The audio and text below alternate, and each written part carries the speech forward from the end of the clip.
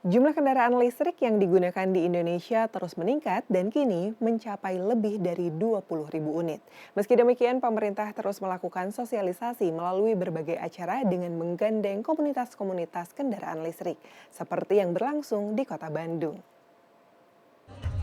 Ratusan pengguna kendaraan listrik dari berbagai komunitas di Jawa Barat berkumpul dan melakukan konvoi di sejumlah ruas jalan Kota Bandung Minggu pagi.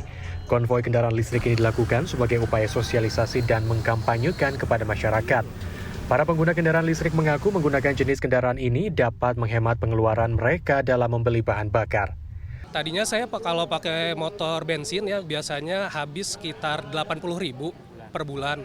Terus setelah pakai motor listrik saya kan ngecas di rumah nih.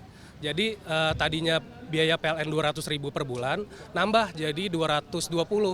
Jadi sebetulnya untuk biaya bensin yang tadinya 80.000 menjadi 20.000 untuk bayar listriknya. Semenjak kenaikan BBM tuh antri, pertama tidak antri, kedua minim getaran. Minim getaran, ketiga yang pasti lebih hemat karena bisa mengirit pengeluaran untuk bensin. Salah satu founder komunitas kendaraan listrik Indrawan Mariono menyebut, selain biaya operasional lebih rendah, masih ada beberapa keunggulan lain dalam menggunakan kendaraan listrik. Seperti lebih ramah lingkungan, tidak menimbulkan suara bising, serta perawatan kendaraan yang lebih praktis. Bahkan dia menyebut saat ini pengisian daya baterai juga sudah jauh lebih mudah. Indrawan menyebut ada beberapa macam cara mengisi daya baterai kendaraan, mulai dari yang langsung terhubung pada kendaraan, pengisian langsung pada baterai yang dipindahkan, dan yang banyak diminati saat ini yakni sistem pertukaran baterai atau swap baterai yang lebih menghemat waktu.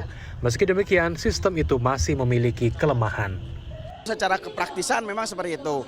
Cuma secara fleksibelan karena mungkin kita jadi tergantung dengan titik swap. Kecuali kalau mungkin titik swap udah seperti pom bensin di mana-mana ada. Kalau ini kan mungkin masih walaupun di Jakarta dan Bandung ini udah banyak gitu. Nah, cuma nanti mungkin kalau ke depannya mungkin seperti itu banyak, itu akan mempermudah sekali. Data Kementerian Perhubungan hingga Juli 2022, jumlah kendaraan listrik yang sudah mendapat sertifikat uji tipe ada 22.671 unit kendaraan. Motor listrik sebanyak 19.698 unit, mobil listrik sebanyak 2.554 unit. Jumlah ini meningkat dari Maret 2022 yang berjumlah 16.000 unit kendaraan. Sementara itu, Kementerian SDM menyebut percepatan juga dilakukan dengan sistem konversi yang dimulai dari lingkungan pemerintah meski ditemukan tantangan. Tantangannya itu adalah ya kita perlu kalau misalnya ya ke BUMN ya mereka itu perlu mengalokasikan ya anggaran konversi ya, dan ini kan kalau dihitung tadi dengan penghematan yang sekian ya itu harus jalan. Jadi memang kedepannya ini memang harus ada alokasi anggaran tertentu. Kemudian juga komponen kita ya nah kita ini masih sebagian komponen itu masih import, ya. Tapi nggak apa-apa, untuk awalnya import dulu nggak apa-apa. Ya, yang penting kita nanti bisa bikin sendiri yang lebih baik, ya. Jadi tantangan kita itu bagaimana kita mempercepat industri untuk bisa merespons kebutuhan ini ke depan.